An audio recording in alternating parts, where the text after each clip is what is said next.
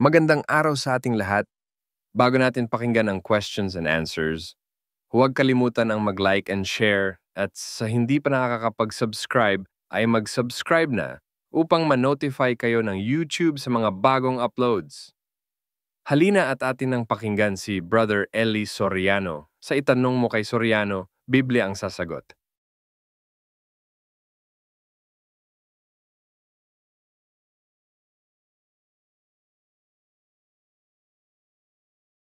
Yung aking introduction, umpisahan na natin yung ating portion na itanong mo kay Soriano.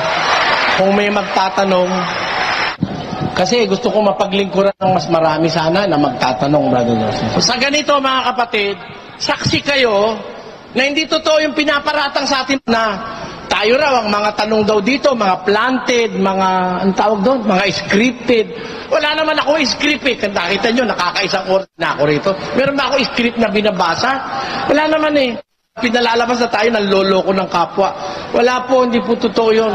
At kayong magtatanong, kayo ba, nakausap ko ba man lang kayo? Hindi naman eh. Hindi po nga kayo kilala eh. Sige po, kapatid. Medyo naguluhan lang po kasi ako. Sabi po kasi sa unang Korinto 13:7 na ang pag-ibig, lahat ay pinaniniwalaan. Lahat ay inaasahan, lahat ay tinitiis. Nakasulat yon. Ang pag-ibig ay hindi nagkukulang kailanman. Nakasulat sa 8. Maging ang mga hula ay matatapos, ang wika ay titigil, pero ang pag-ibig hindi mawawala. Di ba?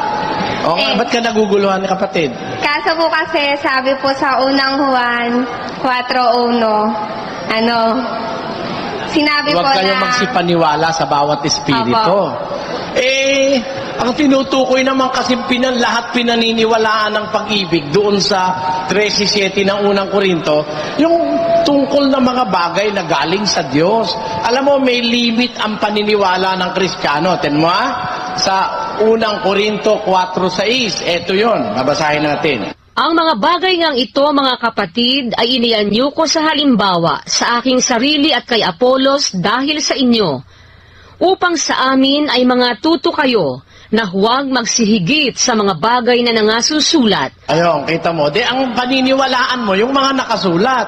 Labasan nakasulat, hindi mo dapat paniwalaan. Kaya, yung may pag-ibig, kung maniwala man, lahat pinaniniwalaan niya, sa nakasulat. Ang tinutukoy lang na lahat pinaniniwalaan, yung mga nakasulat sa Biblia. Kasi bukod sa nakasulat, hindi tayo dapat na magtiwala Dapat magdisiplina ang ating paniniwala sa nakasulat. Halimbawa, nakasulat ang laman at ang dugo hindi makakapasok sa langit. Nakasulat yon. Laman, dugo, hindi pwedeng pumasok sa langit. Ngayon, para makapasok tayo sa langit, sabi ng Biblia, unang Korinto 15:51, isang hiwaga ito, sabi ni San Pablo, itong may kasiraan, dapat munang palitan ng walang kasiraan. The corruptible must dress or must be changed into the incorruptible. Itong may kamatayan, the mortal, must be changed to the immortal. Kaya, yun ang nakasulat. Bago tayo makapasok, papalitan muna ng Diyos ito. Alam mo, ginawa ng Katoliko. Si Maria raw, nung mamatay, body and soul dinala sa langit. Hindi pinalitan, body and soul. Pati katawan ni Maria dinala sa langit. Walang batayan sa Biblia yun. Kasi kung body and soul dinala pagkamatay, alam mo ang tao, tumae ka ngayon. Pasintabi sa mga kumakain. Tumae ka ngayon. Kahit anong ireng gawin mo, meron pa rin matitirang tae ron. Tanong nyo sa doktor. Ang tae kasi galing yan sa bituka dito sa tinunaw. Pagdating sa small intestines, kinukuha na yung mga nutrients, minerals, vitamins, kinukuha na.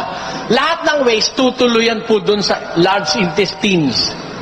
Yung from the ascending column to the transverse to the descending, dadaan yun doon. Habang dumadaan doon sa malaking bituka yon, unti-unting nauubos yung kanyang mga tubig na laman.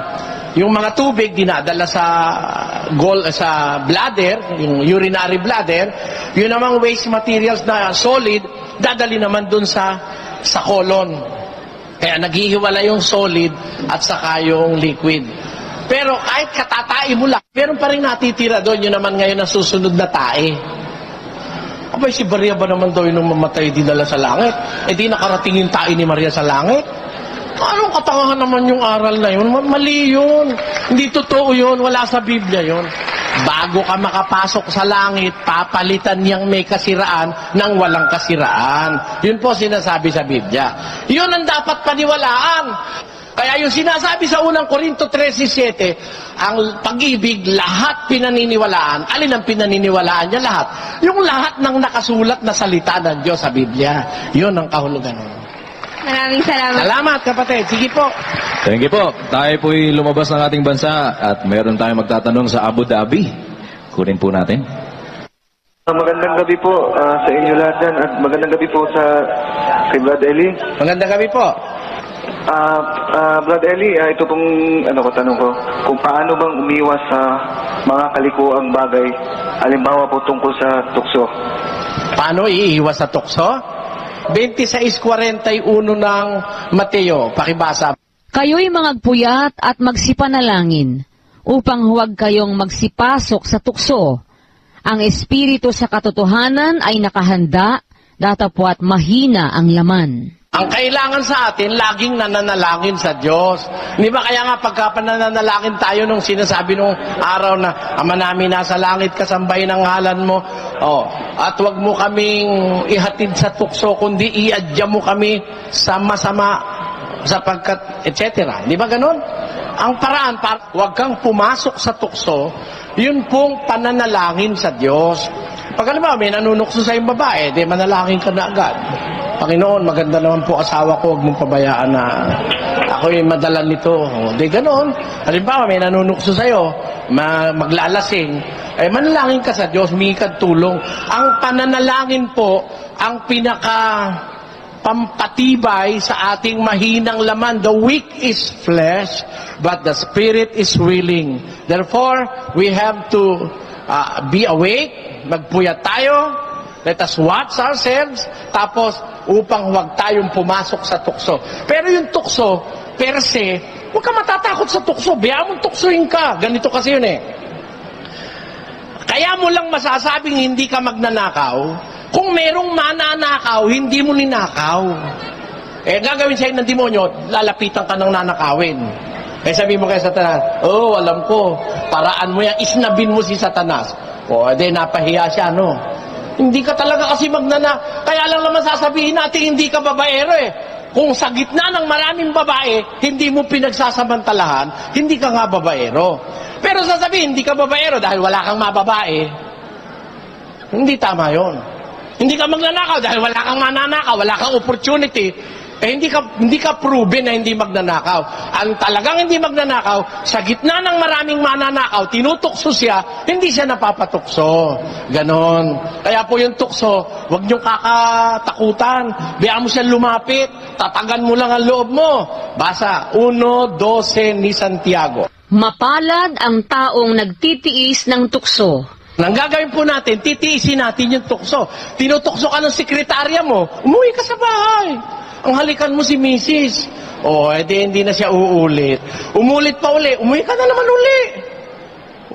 Umulit na naman uli, umuwi ka na naman uli. Sasawaan din yun. Parang ganito lang yan nanunukso eh. Parang ahente yan ng rep. Pupuntahan ka, Mrs., ito 6 months to pay, walang interest. Kung gusto nyo, 12 months to pay. Kung gusto nyo, 24 months to pay. Babalik-balikan ka na ahente. Kung sabi mo, ayaw mo. Tipupunta ayaw mo. Hindi ka na babalikan nun. Maghahanap ng ibang aalukin yun. Pagkalima, pinuntahan ka, wala ho kong pera eh. Mrs., meron tayong installment plan. Baka hindi ho namin kaya eh. Sa bagay, gusto ko nga para makapagtinda-tinda kami ng ice candy. Ay, naku, babalik-balikan ka na nun. Ganun ang demonyo. Tutuksuhin ka ng tutuksuhin. Pero pag hindi mo pinapansin, harapin mo, hindi ka niya nababalikan. Santiago, versikulo 7. Pasakop nga kayo sa Diyos, datapwat magsisalangsang kayo sa dyablo, at tatakas siya sa inyo. Tatakasan ka pagka lumabang ka. Ganyan po, kapatid. Yan po. Salamat, kapatid, sa Abu Dhabi ba yun? Opo. Okay. At standby po sa Singapore. Dito po tayo, Brad Danny, sa panauhin kasama mo dyan. Magandang gabi po. At kunin po natin ang susunod natin, si Brother Berting Carmona. Magandang gabi po, Brother Berting. Magandang gabi po. Magandang gabi po. Ayon po sa Biblia, ang ating tagapagligtas ay si Hesu Kristo na siyang darating. Ito po ang aking tanong. Alin po ang pinakamahalagang bautismo? Ang bautismo sa ngalan ng Ama at ang Anak at ang Espiritu Santo, o ang bautismong sa pangalan ni Jesus? Acts 2:38. Ito lang po. Ito po sagot ko, kapatid. Yung po sinabi niyo, si Kristo ang ating tagapagligtas at siyang darating. Kulang po yun. May iba pa pong tagapagligtas bukod kay Kristo. Meron pa pong iba. Pakinggan niyo sa 4 Gs ng unang Timoteo, ganito sinasabi. Sapagkat dahil dito ay nagsisipagpagal kami at nagsisipagsikap, sapagkat may pag-asa kami sa Diyos na buhay, na siyang tagapagligtas sa lahat ng mga tao. Meron pa pong isang tagapagligtas, yung Diyos na buhay. Si Kristo ay anak ng Diyos na buhay. Yung tatay niya, yun ang Diyos na buhay. Yun din ay tagapagligtas din po yun. Si Kristo kasi tagapagligtas yan ng iglesia. 5 ng Epeso. Pakinggan nyo. Sapagkat ang lalaki ay pangulo ng kanyang asawa, gaya naman ni Kristo na pangulo ng iglesia, na siya rin ang tagapagligtas ng katawan. Kristo po tagapagligtas ng katawan. Yung katawan, yun na yung iglesia sa 1:18 ng Kolosas. Pakibasa. At siya ang ulo ng katawan sa makatwid bagay ng iglesia. Ayon. Pero alam nyo ba na hindi lang naman yung nasa iglesia ang maliligtas? Meron hong mga tao na hindi nakabalita ng iglesia. Kagaya ng mga panahong, ang mga narito pa sa Pilipinas, mga igurot, mga tausug, mga mangyan. Wala pa pong iglesia rito noon. May mga tao naman pong mabubuti noon. O kaya, kagaya sa halimbawa, sa mga lugar na wala naman pong nakakarating pang Biblia, meron din naman pong maliligtas doon kung nabubuhay sila sa kabutihan. Kaya, ang Kristo, tagapagligtas ng iglesia. Yun namang Ama niya, tagapagligtas ng lahat ng tao na naglingkod na may malinis na puso. Kahit hindi naanib sa iglesia, nung mga panahong wala pa ang iglesia dito sa lupa. Ngayon, ang tanong nyo, alin ba ang mahalagang bautismo? Bautismo sa pangalan ng Ama, ng Anak, ng Espiritu Santo, o yung bautismo sa pangalan ni Jesus? Kayo na nga ang may sabi yung isa kumpleto 28, 19, 20 ng Mateo, pakibasa. Dahil dito, magsiyaon nga kayo, at gawin ninyong mga alagad ang lahat ng mga bansa, na sila inyong bautismuhan sa pangalan ng Ama at ng Anak at ng Espiritu Santo. Kompleto po yun Baptizing them in the name of the Father and of the Son and of the Holy Spirit. Teaching them all things whatsoever I have commanded you. And lo, I am with you, even up to the consummation of the ages. Ang sabi po sa 28, 19, 20 ni Mateo. Ay ako, ang tinatanong nyo po sa akin, alin ang mas mahalaga? Siyempre, mas mahalaga yung kumpleto. Tinan ninyo mga apostol, pati sa pagbibindisyon, ang ginagamit na bindisyon, pangalan ng Ama, Anak at ng Espiritu Santo. Basa. Ang biyaya ng Panginoong Hesukristo at ang pag-ibig ng Diyos at ang pakikipisa ng Espiritu Santo ay sumainyo nawang lahat. Ayon. Kasi hindi mo naman po pwedeng ialis yung Ama Kristo na lang. Lalabas po, antikristo tayo nun. Dapat sumampalataya ka sa Ama, sumampalataya ka rin sa Anak. Nakasulat po yan sa unang Juan 2. Sino ang sinungaling, kundi ang tumatanggi na si Jesus ay siyang Kristo? Ito ang Antikristo. Sa makatwid ay ang tumatanggi sa Ama at sa Anak. Okay lang, para wag ka po maging Antikristo, wag mong tatanggihan yung Ama, wag mong tatanggihan yung Anak. Pareho mo silang kuhanin. Pakinggan nyo sa Juan 14:1. Huwag magulumihanan ang inyong puso. Magsisampalataya kayo sa Diyos. Magsisampalataya naman kayo sa akin. Believe in God and believe in me. Yan sabi ni Kristo. Have faith in the Father and have faith in me. Lagi ho kasing magkasama yung mag-ama na yun Kaya mas maganda yung bautismo na magkasama sila. Kasi yung sinabi sa Gawa 2:38, yung sinasabi nyo, pag-aralan po natin. 2:38 ng Gawa. Basa. At sinabi sa kanila ni Pedro, Sino ho may sabi? Si Pedro. Yung kabila, bautismo sa pangalan ng Ama, Anak, Espiritu Santo. Sino may sabi? Kristo may sabi nung isa, ang inuutusan niya, yung mga apostol. Ang sabi niya sa mga apostol, magsiyaong kayo, gawin yung alagad ng mga bansa, bautismoan niyo sila sa pangalan ng Ama, ng Anak, ng Espiritu Santo.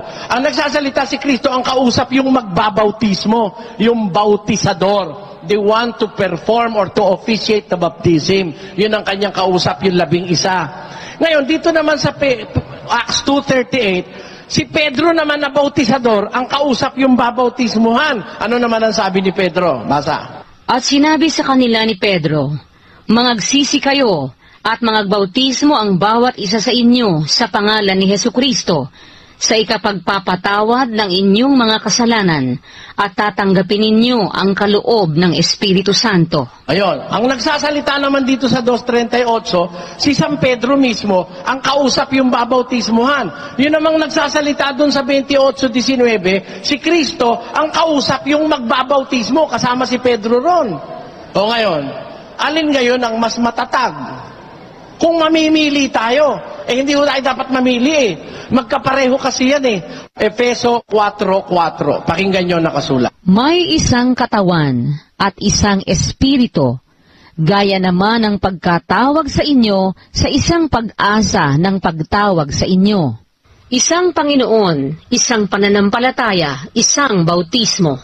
Sa Kristiyano po, isa lang ang bautismo. Yung bautismong ibinotismo kay Pedro, yun din ang ibinotismo kay Pablo. At sa lahat ng Kristiyano, kaya hindi ko natin dapat pagkontrahin yung 2:38 ng Gawa at saka yung Mateo 28:19-20. The apostles understand those things. They know that the baptism that they are officiating is the baptism that was commanded to them by Christ. Acts 2:38 and Matthew 28:19 will never contradict each other because they mean the same baptism.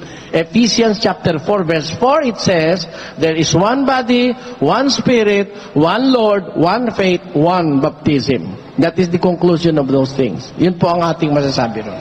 Salamat po. Salamat po. Thank you po. Dito naman tayo sa kabila. Diyan sa inyo, kapatid na ato. Sino ba ang panauhin natin magtatanong dyan?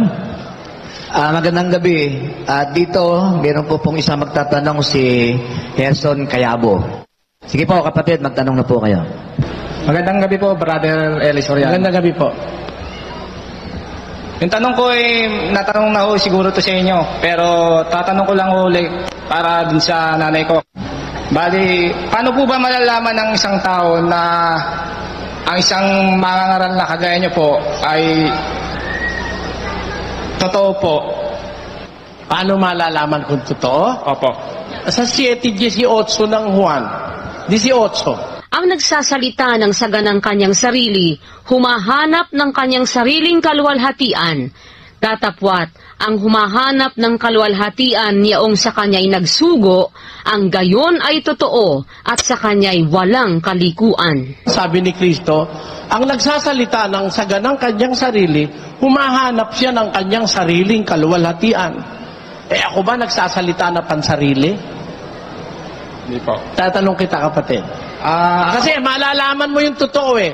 Yung totoo, hindi nagsasalita na mula sa sarili. Sabi sa 7:17, ganito. Kung ang sino mang tao ay nag-iibig gumawa ng kanyang kalooban, ay makikilala niya ang turo kung ito'y sa Diyos o kung ako'y nagsasalita na mula sa aking sarili. Dalawang klase lang ang mangangaral eh. Isang sa Diyos at isang nagsasalitang mula sa sarili. Eh kung mamimili ka, siguro kung matalino ka ako, pipiliin mo. Di ba, no? Nakapili na po ako. Salamat naman sa Diyos kahit sino pa pinili mo. Kaya nga, Brother Soriano, kung lolobin po ng Diyos, magpapadoktrina po ako sa Monday. Salamat, kapatid. Tanong ko lang po kung saan ba pwede magpadoktrina po. Kung saan ka malapit, meron doon, di ba? Saan ka ba iyon? Dasma po, Cavite. Meron doon, sa Dasmariñas. Maraming salamat po. Pwede humingi ng Bible? Sige, pakibigyan nyo siya. Thank you. Meron pa po? Sige. Okay, doon po tayo sa Singapore naman. Singapore, hello? Magandang gabi po. Yes, magandang gabi po. Meron sa katanungan. Sige po, sige po. Dito sa ganito ang divorce at ang abortion. Ano pong pananaw niyo tungkol dito? Doon daw po legal ang abortion at saka ang divorce. Ano daw po masasabi niyo, Brother Eli? Gusto ko isagot yung totoo. Alam nyo, yung diborsyo, labag sa aral ni Kristo yon. Sabi sa Mateo 19, ganito, basa. At sinabi, dahil dito'y iiwan ng lalaki ang kanyang ama at ina, at makikisama sa kanyang asawa, at ang dalawa ay magiging isang laman. Kaya nga, hindi na sila dalawa, kundi isang laman. Ang pinapagsama nga ng Diyos ay huwag papaghiwalayin ng tao. And said, for this cause shall a man leave father and mother, and shall cleave to his wife, and they twain shall be one flesh. Wherefore, they are no more twain, but one flesh. What therefore God hath joined together, let no man put asunder. Y dijo, por tanto el hombre dejará padre y madre, y se unirá a su mujer, y serán dos en una carne. Así que no son ni más dos, sino una carne. Por tanto, lo que Dios junto, no lo aparte el hombre. Yung pinagsama ng Diyos, huwag pag-iwalay yung tao. Hindi labag kay Kristo yung abortion, yung pagpatay ng bata sa tiyan. Napakalaking kalapastanganan sa Diyos yung patayin mo yung bata sa tiyan. Walang kalaban-laban yun. Bunga ng kalandian mo yan kung babae ka. Patas pag lumaki tiyan mo, papatayin mo yung bata. Eh yan po yung malaking kasalanan sa Diyos. Pakinggan nyo sa Kawikaan 6. Ganito ating mababasa. May 6 na bagay na ipinagtatanim ng Panginoon. Oo, 7 na mga kasuklam-suklam sa Kanya. Mga kasuklam-suklam na kasalanan nito, alin ito? Mga palalong mata, sinungaling na dila, at mga kamay na nagbububo ng walang salang dugo. Kita nyo, merong mga kasuklam-suklam na kasalanan. Isa riyan, yung pagbububo ng walang salang dugo. Biro mo walang kasalanan yung bata. Ikaw nga may kasalanan eh, biro mo. Tapos sasabihin, unwanted baby raw. Anong unwanted? Eh, nakipagtali ka sa lalaki, no? Ha? Pagkatapos at mangyayari, unwanted yung baby. Sino may kasalanan nun? Di ba ikaw? Tapos papatayin mo yung walang kasalanan. Ay, mortal yan sa Diyos eh. Kasuklam-suklam sa Diyos yung abortion. Yan po masasabi ko diyan, kapatid.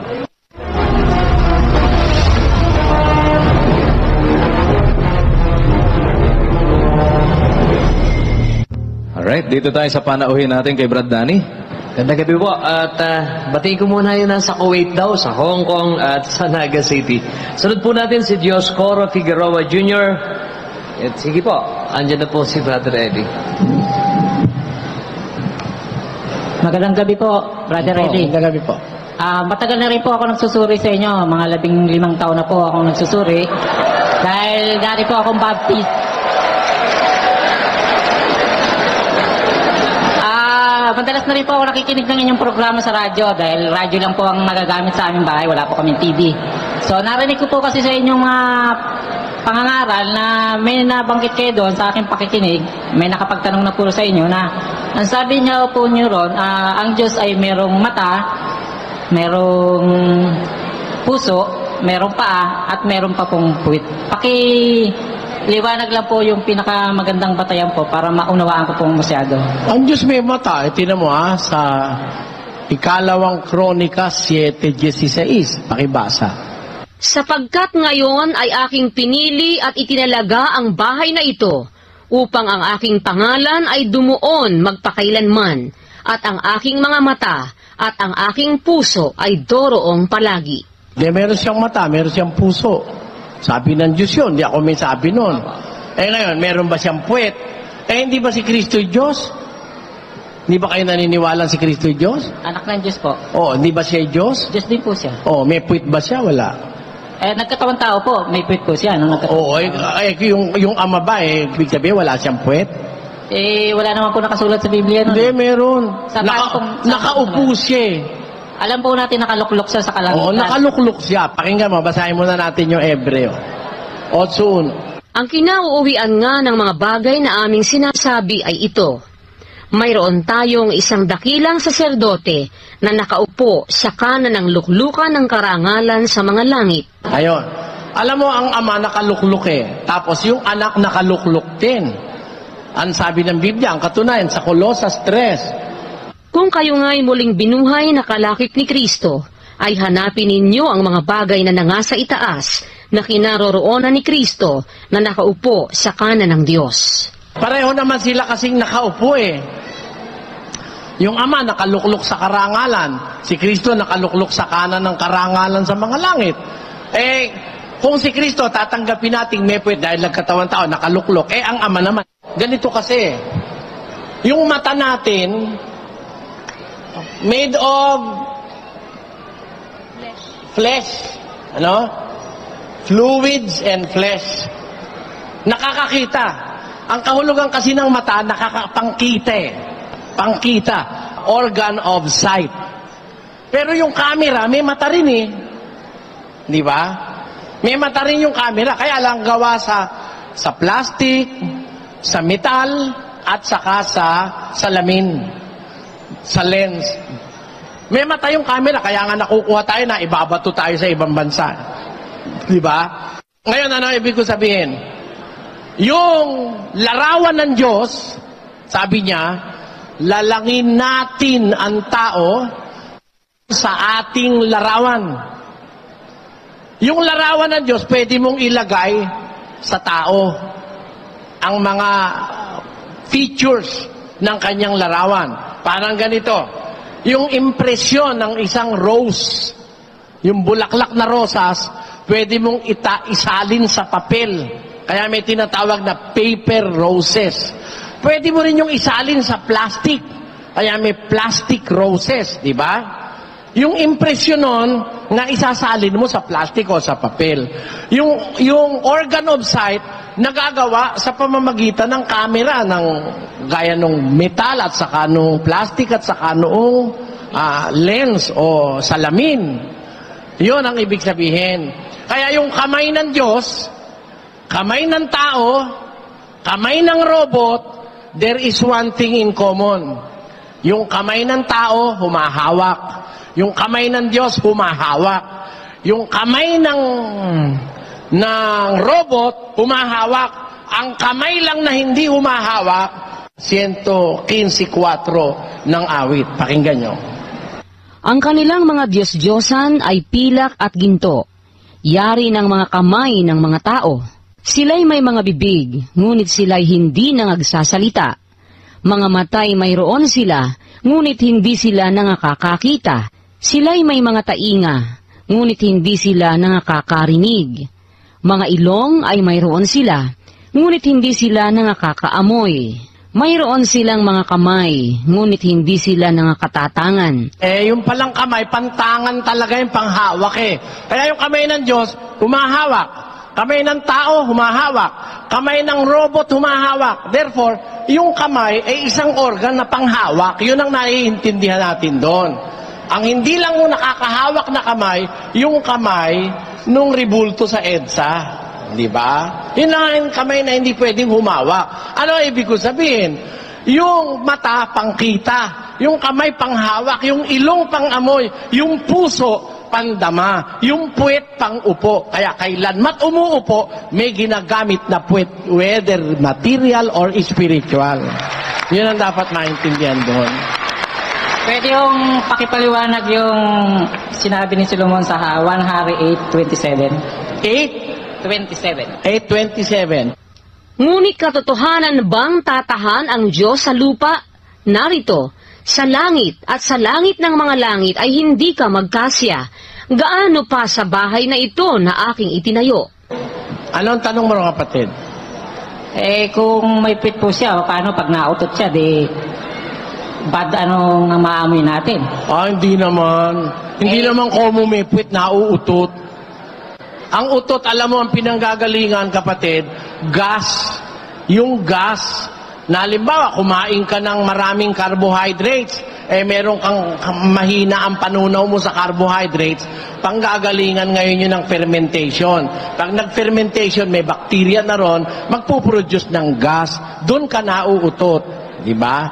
Hindi naman kasi lahat ng oras nauutot ka dahil may puwit ka eh. May mga tiyempo lang na nauutot ka dahil mayroong gas at may fermentation sa loob. It doesn't necessarily follow dahil may puwit ka, uutot ka. Dahil hindi naman dahil dun sa ginawa ang puwit. Baka ang ibig mong sabihin sa puwit, tumbong. Iba yung puwit sa tumbong. Ang puwit, ito. Yan o, ito. Kaya nga ang tawag siya sa silya sa Tagalog, salumpuit. Di ba sa Tagalog yan silya, salumpuit? Sinasalo? Di yung puwit.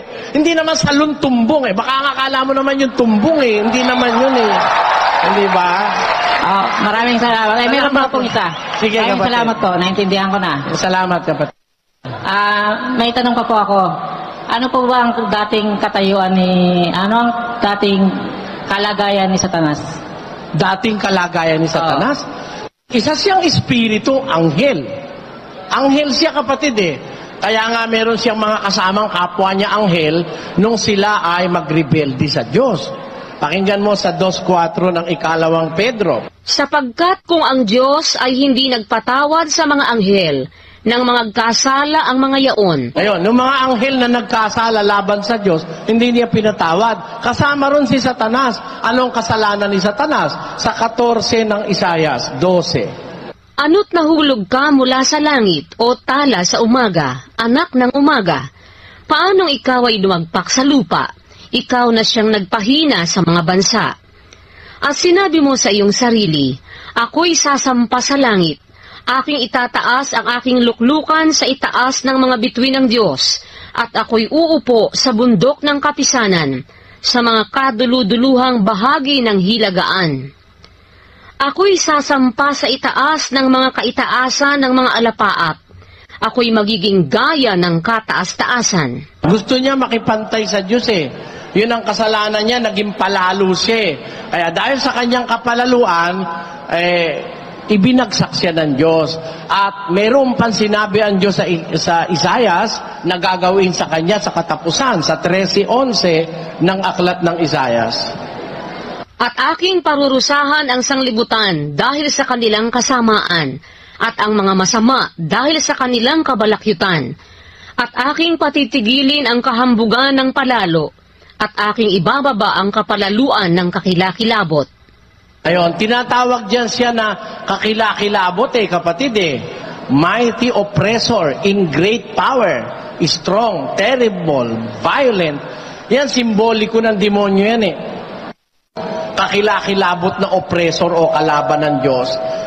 Sabi sa Biblia, ibababa ko yan, kapalaluan ng nagpalalo kasi siya, kapatid yun ang kasalanan niya sa Diyos. Maraming salamat po, naintindihan ko. Salamat po. Thank you po. Gutan naman natin ang mga nasa Dubai. May panauhin tayong magtatanong. Hello, Dubai. Hello, Brad Josel. Opo, Brad Efren. Sino bang panauhin natin? Sa lahat ng mga nanonood, sa Luzon, Visayas at Mindanao. At magandang hapon sa mga nasa Middle East. Hapon ba dyan, Brother Efren? Hapon ba dyan? Hapon po ngayon. Anong oras? 6:30 po ng hapon. Ano? Ano yun? 6:30 ba? 6:30, alas 6:30 ng hapon. Kaya magandang hapon sa lahat ng mga narito sa Dubai, sa mga bisita. Kaya magtatanong po, andito ibibigay ko na ang mikropono. Hello? Sige po. Magandang gabi po. Opo, magandang hapon po. 1,000 sa 1,000 ang aking nasumpungan. Ngunit isang babae sa lahat ng mga yaon ay hindi ko nasumpungan. Pakibasa na rin po sa Ingles, sa wikang Ingles. Ano tanong mo tungkol doon, kapatid? Paano pong kahulugan nito? Kasi bata pa po ako, tinatanong ko na rin sa basahin natin, makita mo ang kahulugan sa Biblia. Which yet my soul seeketh, but I find not. One man among 1,000 have I found, but a woman among all those have I not found. Ganito yon, kapatid. Naghahanap si Solomon ng taong matutuwid, no? Kasi alam mo, napakatalinong hari nito, napakarami niyang tauhan, daan-daan libo. Therefore, makakakita siya sa daan-daan libo pag maghahanap siya. Naghanap ka ako ng mga matutuwid, sabi niya. 7:29 muna, basahin natin para magkaroon ka ng ideya, no? Narito, Ito lamang ang aking nasumpungan, na ginawang matuwid ng Diyos ang tao, ngunit nagsihanap sila ng maraming katha. Ayon, ang tao, ginawa ng Diyos matuwid. Pero, humanap ang tao ng mga katha-katha, mga kung ano-anong hindi naman sa Diyos nang galing, sumama ang tao. Doon sa tiempong ang tao'y nahiwalay na doon sa Diyos, naghahanap si Solomon ng original creation na matuwid. Hanap siya ng hanap.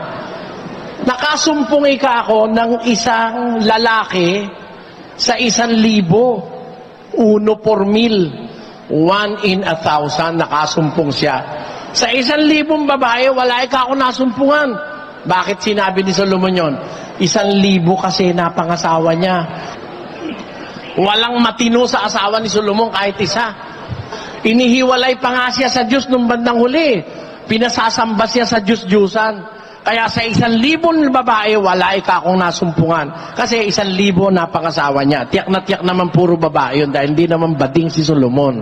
Ngayon, sa 1,000 lalaki, nakasumpong ako ng isa. Yung hinahanap ng kaluluwa niya na taong matuwid.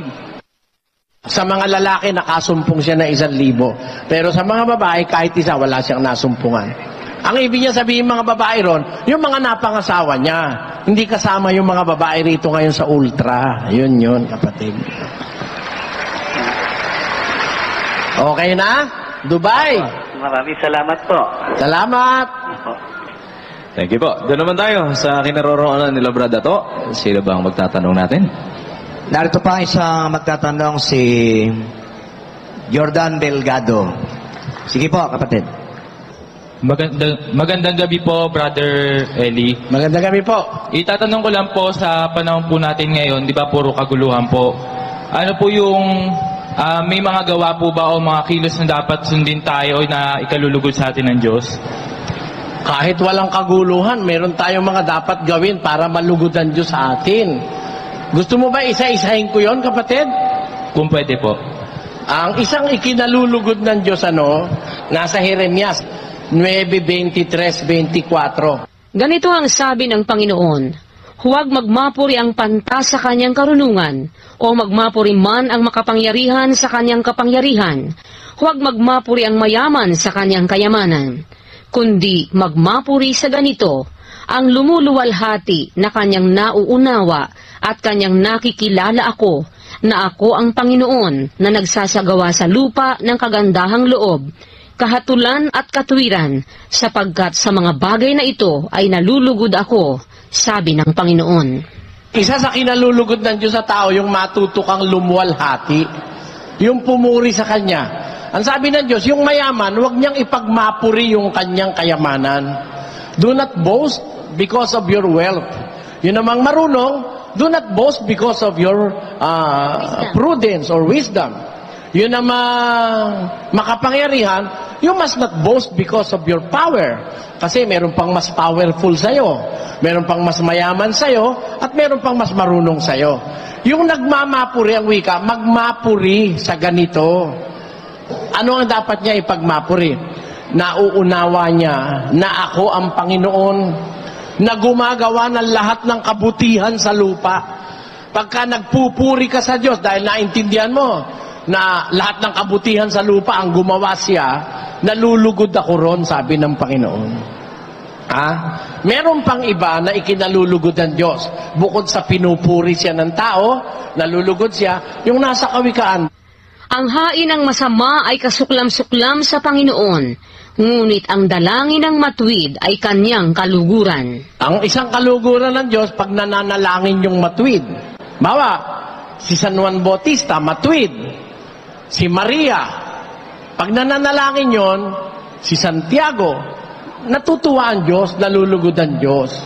O halimbawa naman, ikaw ay nagbibigay ka sa kapwa ng tulong. Agaya ni San Pablo, tinulungan ng mga kapatid sa Filipos, natutuwa ang Diyos doon. Pakinggan mo. Datapwat, mayroon ako ng lahat ng bagay, at sumasagana. Ako'y busog. Palibhasa'y tumanggap kay Epaprodito ng mga bagay na galing sa inyo. na isang samyo ng masarap na amoy, isang handog na kaaya-aya na lubhang nakalulugod sa Diyos. Nang si San Pablo'y tinulungan ng mga kapatid sa Pilipos sa pamamagitan ng ipinadala nilang tulong kay Epaprodito, sabi ni San Pablo, sa bagay na ito ay lubhang kalugod-lugod sa Diyos. Meron pa, sa 13:16 ng Hebreo. Datapwat ang paggawa ng mabuti at ang pag-abuloy ay huwag ninyong kalimutan, sapagkat sa mga gayong hain, ang Diyos ay totoong nalulugod. Yung paggawa ng mabuti sa kapwa, yung pag-abuloy, huwag niyong kalimutan, nalulugod ang Diyos dito, sabi ni San Pablo. Ano pa kung iisa-isahin natin? Maraming kaluguran ng Diyos Yun lang maawa ka sa dukha nalulugod ang Diyos sa'yo. Tumulong ka sa kapwa, nalulugod ang Diyos sa'yo. Umawit ka sa Diyos, nalulugod din ang Diyos. Basa.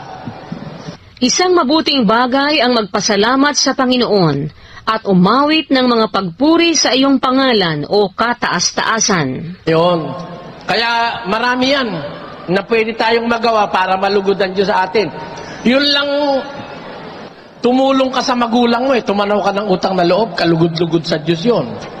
Yung mahalin mo yung asawa mo, kalugod-lugod sa Diyos yun. Yung akayin mo yung anak mo sa matuwid, kalugod-lugod yun sa Diyos. Napakarami yan, kapatid. Yun lang po. Salamat po. Salamat. Thank you po. Puntahan natin ang Japan. Hello, Japan. Hello, yes? Apo, go ahead please. Okay, ang tanong ko po is ganito. Si Abraham, Moses, and Noah, ano ho natin na talagang tagasunod ng Panginoon, nahusgahan ho na ho ba sila or mahuhusgahan pa lang ba? Ito po, babasahin po natin yung 14:20 ng Ezekiel. Bagaman si Noe, si Daniel at si Job ay nangandoon, buhay ako, sabi ng Panginoong Diyos. Hindi sila mga gliligtas ng mga anak na lalaki o babae man. Ang kanila lamang ililigtas ay ang kanilang sariling kaluluwa sa pamamagitan ng kanilang katuwiran. Sa araw po ng paghatol ng Diyos, nandoon si Noe, si Daniel at saka si Job, ang sabi ng Biblia. Kaya po, lahat ho ng tao haharap kasi sa hukuman ng Diyos kapatid. Hindi ibig sabihin, kung namatay na sila Noe, hindi na siya haharap. Hindi po. Ang paghuhukom po, isang araw lang. Pakinggan nyo. 17:31 ng Gawa. Sapagkat siya'y nagtakda ng isang araw na kanyang ipaghuhukom sa sanglibutan. There is only one day of judgment. Kaya po hindi una-una, hindi pwede yung merong primera, may segunda, may tersera. Hindi, sabay-sabay po yan. Kaya dadating po yung araw, pati si Moises, pati si Noe, haharap sila sa hukuman ng Panginoon, kapatid. Oh, may isa pa po akong tanong, pwede? Sige po. Oo. Katulad yan, katulad ngayon hindi pa ako isang kapatid ninyo sa pananampalataya, pero interesado ho talaga ako. Ngayon, ang tanong ko kapag nagdadasal ho ba ako, naririnig ho ba ako ng Panginoon? Ang tao pong nagdarasal para pakinggan ng Diyos, tinitignan ng Diyos yung kanyang puso, kung talaga bang ang kanyang puso malinis. Pagka may mga impurities po sa ating puso, hindi tayo pakikinggan ng Diyos. Pero kung halimbawa nakikita ng Diyos, kahit na tayo makasalanan, wala naman tayong galit sa puso, wala tayong tanim na muhi sa kapwa, wala tayong masamang balak sa kapwa, nakikinig po ang Diyos. At dadating po araw, tatawagin kayo ng Diyos para maglinis at para lalo niya tayong pakinggan. Pakinggan niyo po sa Mateo 7:21. Hindi ang bawat nagsasabi sa akin, Panginoon, Panginoon, ay papasok sa kaharian ng langit, kundi ang gumaganap ng kalooban ng aking Ama na nasa langit. Di ho lahat ng nananalangin pinakikinggan ng Diyos. Pero yung gumaganap ng kalooban ng Diyos, pinakikinggan po ng Diyos yun. Nasa 9:31 ng aklat ng Juan. Nalalaman naming hindi pinakikinggan ng Diyos ang mga makasalanan. Datapwat, kung ang sino mang tao'y maging mananamba sa Diyos at ginagawa ang kanyang kalooban, siya'y pinakikinggan niya. Ngayon, pinakikinggan ng Diyos yung taong gumagawa ng kanyang kalooban. Huwag po kayo mag-alala. Sumunod lang kayo sa aral ng Diyos. Pakikinggan po kayo ng Diyos. Salamat ho. Thank you po. Doon naman tayo sa kinaroroonan ni Brad More at Brad Ner. Sino po bang magtatanong? Narito po ang ikalawang magtatanong.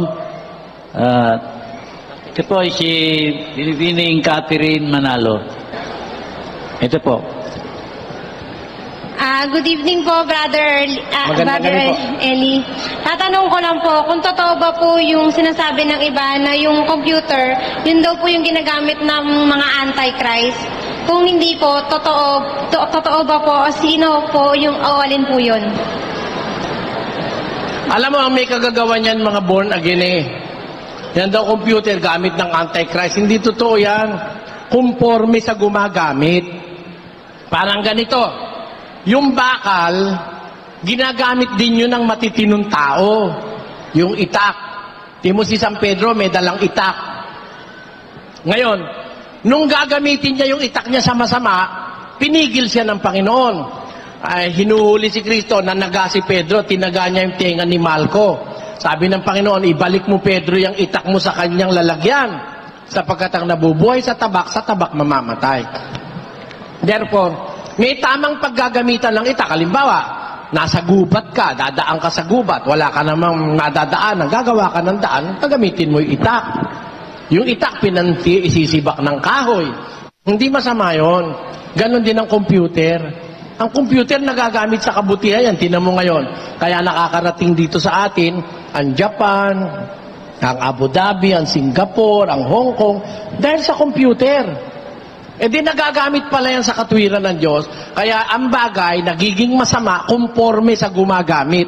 Yung pera, ipagamit mo sa drug addict, ibibili ng drugs yun. Pero ibigay mo yon sa isang taong may pamilya, ibibili yun ng gamit ng kanyang pamilya. Hindi masama yun. Ganun yan, kapatid. Labas ulit tayo ng bansa. Punta po tayo sa Hong Kong. Magandang gabi po, Hong Kong. Tanong lang po ako, Brother Eli. Mula nung mapano po yung asawa ko, sinabi na lang ho niya, mas mahal na daw niya yung religion niya kaysa sa akin. Ano pong masasabi niyo? Baka hindi mo lang naintindihan, kapatid. Ang aral kasi sa amin, mahalin ang asawa. Kaya lang, kailangan mas mahal mo. Hindi karapat-dapat sa akin. At ang umiibig sa anak na lalaki o anak na babae nang higit kay sa akin ay hindi karapat-dapat sa akin. At ang hindi nagpapasa ng kanyang krus at sumusunod sa akin ay hindi karapat-dapat sa akin. 26.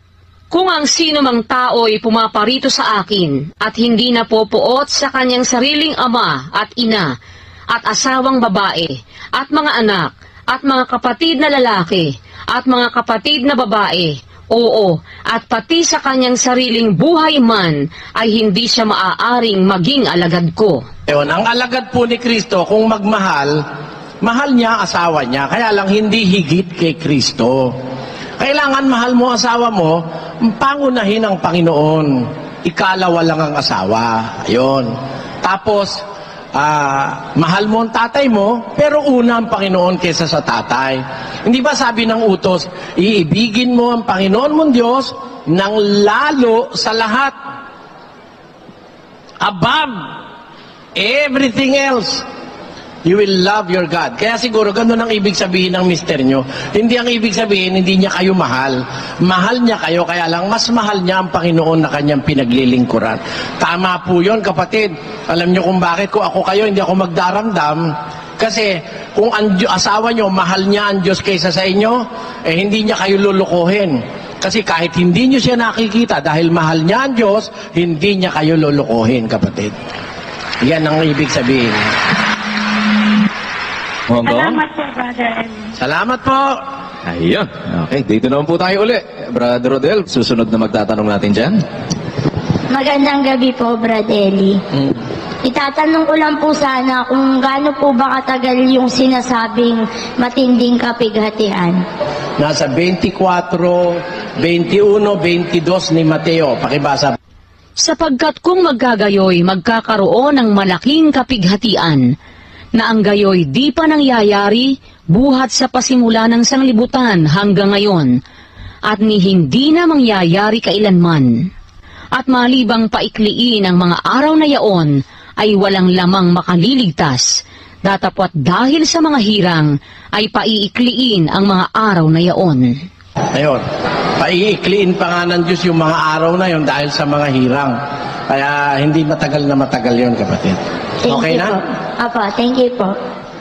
Okay, fast break tayo sa'yo, Brad Danny.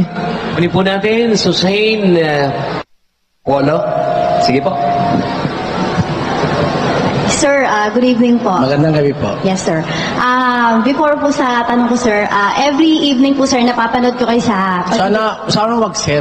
Brother na lang. Ay, sir, brother. Alam mo kasi yung sir, although sinabi ko na matagal to, kaya ayaw kong tawagin akong sir dahil yung sir, isang Old English word na ang kahulugan ay Lord. Bawal kasi ni Kristo ang mangangaral patawag ng Lord. Ayun, kaya po iniiwasan namin yon. Pasensya na kayo. Okay, yun, Brother Eli po. Yung question ko lang po, Brother Eli, pagka po nanonood kasi ako ng mga debate niyo po, every evening, na-notice ko lang po or nakita ko po na hindi po ba, sir, I said, Brother Eli, nagkakasala ang isang mangangaral na bumibigkas ng mga dinaayon na pananalita. Yun po ba'y naayon ay nasusulat sa Biblia po? Alam mo, conforme kasi sa kausap eh. Halimbawa, ang kausap mo, hindi marunong makipag-usap, nanliligaw ng kapwa, ang sabi sa Biblia, saktan mo yun eh. Saktan mo. Pakinggan mo, basahin natin sa Kawikaan. Iyong saktan ang manglilibak, at ang musmos ay mag-aaral ng kabaitan. At iyong sawayin ang nag-uunawa, at siya'y makakaunawa ng kaalaman. Ayun, yung manlilibak, no? Yung ayaw umunawa ng katwiran, yung binabaliwala ang katwiran, sabi ng Diyos, saktan mo yun eh. Paano mo sasaktan? Aanin mo ba yun? Susuntukin mo. Kaya papaluin mo ng martilyo ulo. Pakinggan mo kung paano utos ng Diyos. Sa Tito 1, ganito nakasulat. Ang patotoong ito ay tunay, dahil dito'y sawayin mong maikabagsikan sila upang mangagpakagaling sa pananampalataya. Ayun, ang sabi, ang patotoong ito ay tunay, dahil dito sawayin mong may kabagsikan sila upang magpakagaling sa pananampalataya. Este testimonio es verdadero. Por tanto, reprendelos duramente para que sean sanos en la fe. Tinuod kining pagpamatuora, busa badlonga sila sa mapigiton gayud aron maayo sila diha sa pagtuo. Ayun. Sabi, pagsabihan mong may kabagsikan sila. Yung mga nanlilibak ng katwiran na ayaw umunawa, pagsabihan mong may kabagsikan. Alam mo kapatid, si Kristo nga kaya pinatay dahil sa kanyang paraan ng pangangaral Si San Esteban kaya pinatay dahil nasasaktan nga yung mga taong masasama Kung magsalita si Kristo kasi matindi Kayo ikang lahi ng mga ulupong. You generation of vipers. Mga ulupong, matitinding ahas yun yung ahas sa Biblia, ang kahulugan nun, Satanas di matinding Satanas ang kausap niya sinasabi ron, Si Pablo, diretsaan Pakinggan mo sa Gawa 13. Datapwat si Elimas na manggagaway, sapagkat ganito nga ang pakahulugan sa kanyang pangalan, ay humadlang sa kanila, na pinagsisikapang ihiwalay sa pananampalataya ang prokonsul. Datapwat si Saulo, na tinatawag ding Pablo, na puspos ng Espiritu Santo, ay itinitig sa kanya ang kanyang mga mata. Nung sabihin ito ni Pablo, puspos yan ng Espiritu Santo. Therefore, it is the Holy Spirit that dictates this rebuke. Nire-rebuke niya si Elimas. Puspos yan ng Espiritu Santo, sabi niya kay Elimas. At sinabi, O puspos ng lahat ng karayaan at ng lahat ng kasamaan, ikaw na anak ng dyablo. Anak ka ng dyablo? Yun. Kasi kaya naman iniuutos kasi na pagsalitaan mo ng mabigat at may kabagsikan, yung masasama lang namang tao. Pero pag ang kausap ko naman, hindi matitinong tao naman, hindi naman ako gumagamit ng ganun eh. Ha? Siyempre, binabagayan mo. Ang sabi nga ng Biblia, saktan mo ang manlilibak, titigil ang pagtatalo. Ang sabi ng Biblia. Manlilibak eh, ayaw umunawa, edi pagsabihan mo ng masakit. Ganon yun sabi ng Biblia. Naintindihan ko po, Brother Eli. Pwede po next question kasi papatanong lang po ng mama ko kasi nandito siya ngayon. Sige po. Birthday naman po niya. Happy birthday. Magandang gabi po sa inyong mama. Nandiyan po siya. Tsaka yung mga kapatid ko po, dito po namin sinelebrate. Yung tanong niya lang po is, kasi po siya isang Katoliko. Meron po siyang mataas na posisyon sa pagiging Katoliko. Ngayon, nako-confuse siya. Mula nung mapanood niya kasi pinapanood ko siya lagi yung tuwing gabi sa inyo. Nanonood kami laging dalawa tsaka yung mga kapatid ko. Then, ang niya po, nako-confuse siya kasi backslider nga daw siya. Tapos po, siya daw po ay parang nako-confuse mula na marinig niya kayo yung mga rebulto or ganyan. Iniiwasan niya na yon. Ngayon po, siya po ba'y nagkakasala daw kung naging backslider daw po siya dun sa sa relihiyon niya dati na na medyo nakikinig na siya sa inyo po. Alam mo yung backslider, no? Kumbaga paurong yun eh. Di ba? Kaya nga backslider, hindi naman forwarder eh. Di ba? Backslider, kung kukunin mo yung ugat nun, yung root word, nag-backslide. Di ba? Nag-slide, pa-back. Alam mo ang kahulugan ng backslider sa Biblia? 7:24 ng Jeremiah. Pakibasa. Ngunit hindi nila dininig o ikiniling man ang kanilang pakinig, kundi nagsilakad sa kanilang sariling mga payo at sa pagmamatigas ng kanilang masamang puso at nagsiyaong paurong at hindi pasulong. Alam mo, yung mga backslider, yung paurong, hindi pasulong, yung ayaw makinig sa Diyos, nagmamatigas ng puso. Yun ang mga pupwedeng ituring na backslider. Pero, nakinig ka sa Diyos. Yung aral ng Biblia, napakinggan mo. Natutunan mo ngayong mali pala yung mga ribu-ribulto na yon. Abi, hindi ka backslider nun. You are going straight forward dahil sumusunod ka sa sinasabi ng Biblia. Hindi ka backslider nun, kapatid. Kasi sumusunod ka sa Diyos eh. Pag sumunod ka sa Diyos, hindi ka naman aatras eh. Hindi ka paurong. Ang Diyos, aakayin ka sa pagsulong sa pananampalataya at sa kabanalan. Susulong ka, hindi ka uurong. Pero pag ang pakikinggan mo, yung mga turo ng tao, mga pilosopya ng tao, makinig as against God. Sabi ng Diyos, huwag kang gagawa ng larawang inanyuan. Sabi ng Diyos. Tama? Anong larawan ang bawal gawin? Ng anumang wangis na nasa langit o nasa lupa o nasa ilalim ng lupa. Huwag mong yuyukuran sila. Huwag mong paglilingkuran sila. Sapagkat akong Panginoon mong Diyos ay Diyos na mapanigbuguin. Luluhod ka ba ron as against what God have said?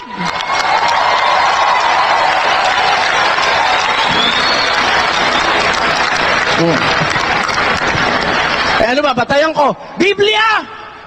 Huwag kang gagawa! Paggawa pa lang, bawal na. Ano ba ibig sabihin ng huwag? I speak out of faith, not to humiliate or to make an object of ridicule to anyone. Sinasabi ko dahil nababasa ko sa Biblia. Alisin mo ang Biblia, wala na akong sasabihin. Pero samantalang nariyan ang Biblia, basa! Pakinggan nyo. Lagay nyo sa screen. Jeremias! Ano ang sabi ni Jeremias? Na nangagsasabi sa kahoy, ikaw ay aking ama. Tamo, di ang tatay niya kahoy. Ang nakakapagtaka, ang tatay niya kahoy, ano nanay niya? Tuloy ang basa. At sa bato, iyong ipinanganak ako. Biro mo yun? Anong conjugal ang nangyari ron? Conjugal relationship? Yung tatay, kahoy.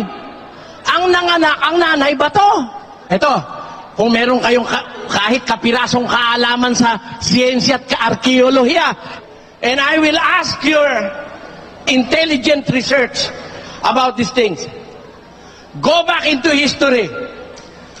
Tingnan mo ang mga artifacts, ang mga fossils, ang mga records sa archaeology na nahukay sa ating panahon. Christ. Now, during the time of Christ, that is 1st century AD, up to the 2nd century, may nahukay na bang ribulto na gawa sa 1st and 2nd century? Kailan nagkaroon na ribulto? On the 3rd, the 4th, the 5th, the 6th, the 7th century. Wala na ang mga apostol sa lupa. Doon lang nagkaroon ng mga ribulto. Sa panahon ni Kristo, may mga iskultur ba o wala? Meron. Bago nga siya dumating, may mga iskultur na eh. Bakit walang mahukay na larawang inanyuan na that dates back to the time of Christ? Bakit? Sinunod ng mga unang Kristiyano ang direktiba ng Diyos. Huwag kayong gagawa ng larawang inanyuan. Yan ang dapat maintindihan dyan. Wala kayong makikita na during the 1st century of the Christian era, may mga ribulto na nahukay ngayon ng mga archaeologists. Bakit wala? Kasi bawal sa kanilang gumawa. Nung mawala na yung mga unang Kristiyano, nag-umpisa na ang mga ribulto. Anong katunayan? Pakinggan nyo. Sa Roma 1:21. Sapagkat kahit kilala nila ang Diyos, siya'y hindi niluwalhati nilang tulad sa Diyos, ni pinasalamatan. Anong ginawa? At pinalitan nila ang kaluwalhatian ng Diyos na hindi nasisira. What did they do?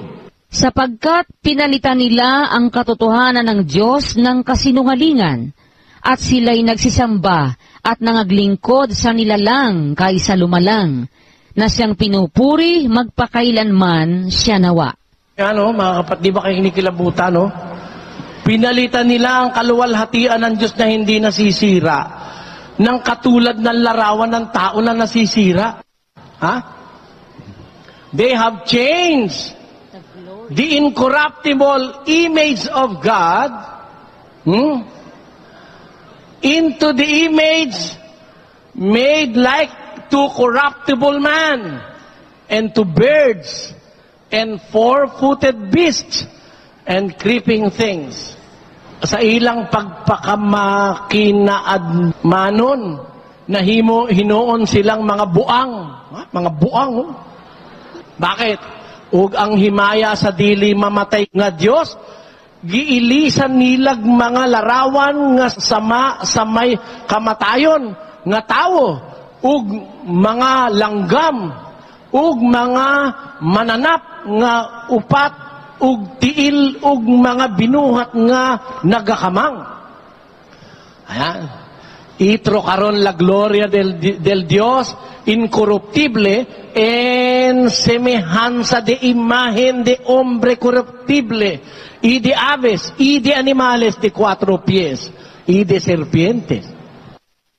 Anong ginawa nila sa 25? Pakinggan nyo. Change the truth of God into a lie and worship and serve the creature more than the Creator, who is blessed forever. Amen. Kaya ang tinuod mahitungod sa Dios, ilang giilisan ug bakak, ug mao sa Hinooy ilang gisimba ug gialagaran. Ang binuhat ug wala nila simbaha ug alagara, ang magbubuhat nga mao ang dalaygon hangtud sa kahangturan. Amen. Los cuales mudaron la verdad de Dios en mentira, honrado y sirviendo a las criaturas antes que al Creador, el cual es bendito por los siglos. Amen. Tanyo? They have changed the truth of God into lies. They have served the creature more than the Creator. Kita nyo? Ang sinamba natin, nilalang, hindi yung lumalang. Load tayo ng load sa nilalang. Inaanyayahan ko kayo, let us go back to the Bible and let us hear the Word of God which is speaking to to our hearts. Yan ang aking anyaya sa inyo. Maraming salamat sa mga nanood at sumuporta sa aking channel.